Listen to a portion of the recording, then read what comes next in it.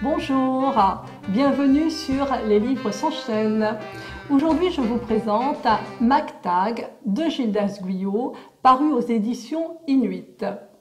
C'est un roman en deux temps. On est en 1989 et en 1990. Deux temps qui sont séparés que de quelques mois, mais ces quelques mois sont indispensables parce que c'est le temps de mise en place de la confiance. Nous sommes au cœur d'une famille américaine à Los Angeles. Alors je vous le dis tout de suite, on va passer du chaud au froid. Le personnage principal s'appelle Seth. Seth a 22 ans, il est plombier, il a loupé une carrière dans le baseball parce qu'à la fin de l'adolescence, il s'est montré un petit peu trop impétueux et incapable de gérer ses émotions. Il vit dans sa famille, il vit avec ses parents et avec ses sœurs, et à quelques pâtés de maison de chez eux, il y a Coco et Hattie qui vivent aussi. Donc c'est sa grand-mère et son grand-père. Maintenant, ce sont des grands-parents qui sont proches sur le plan géographique, mais qui ne s'intéressent pas à leurs petits-enfants, du moins en apparence.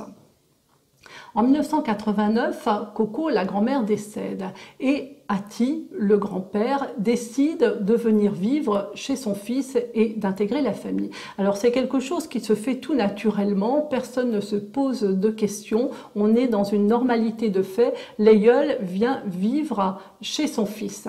Les seules questions que Seth se pose, c'est comment les rapports vont désormais s'établir dans la maisonnée, parce que Hattie est plutôt du genre taiseux et quand il l'ouvre, c'est pour sortir un pur concentré. Et Seth a un putain de tic, de putain de langage qui fait que son grand-père le reprend régulièrement parce que Hattie a appris à parler l'anglais et à lire l'anglais sur le tard. Lorsqu'il intègre la maisonnée, Hattie confie à la famille une cassette vidéo avec pour consigne de la regarder. Maintenant, tout le monde s'égaille. Le seul qui s'installe dans le canapé avec l'intention de regarder la cassette, c'est Seth, parce qu'il ne veut pas déplaire à son grand-père. On sent que ces deux-là sont assez aimantés l'un par l'autre. Donc Seth s'installe dans le canapé, il se dit je vais passer un moment à m'ennuyer en regardant cette cassette qui ne m'intéresse pas d'avance. Et nous allons nous installer à ses côtés et nous allons être hallucinés aussi bien par les images que par le son dégagé par la cassette vidéo. Et aussi bien sûr par l'écriture de l'auteur parce que c'est l'écriture qui mène la danse. Alors, je suis obligée de vous en dire un petit peu plus. Alors, Hattie est d'origine inuite, un esquimau vrai de vrai, un de ceux qui a vu arriver les Américains en Alaska, un de ceux qui a vu les Américains regarder les Inuits et leur façon de vivre en étant complètement éberlués et en se demandant comment il était possible de vivre dans des conditions aussi extrêmes.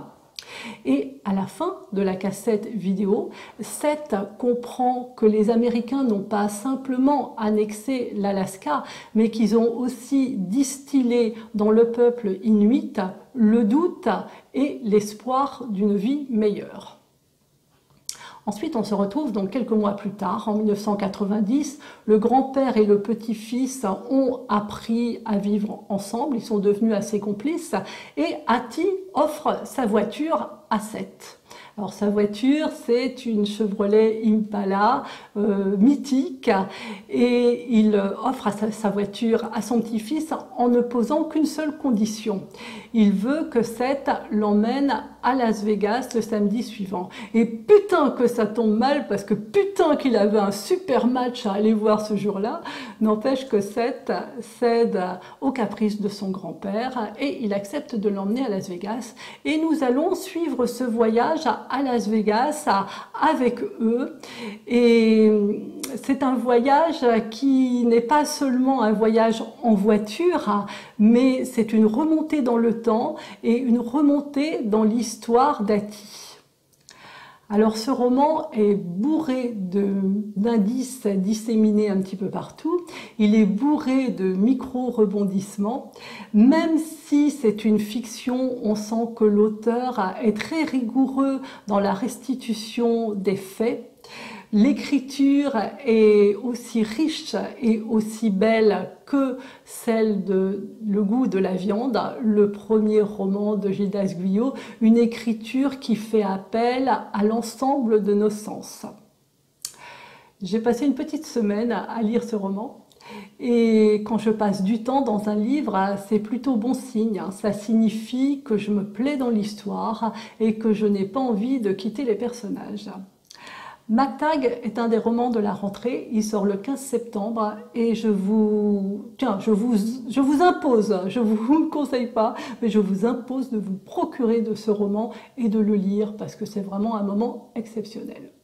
Je vous souhaite une bonne lecture et je vous remercie d'être passé sur Les Livres s'enchaînent. À bientôt.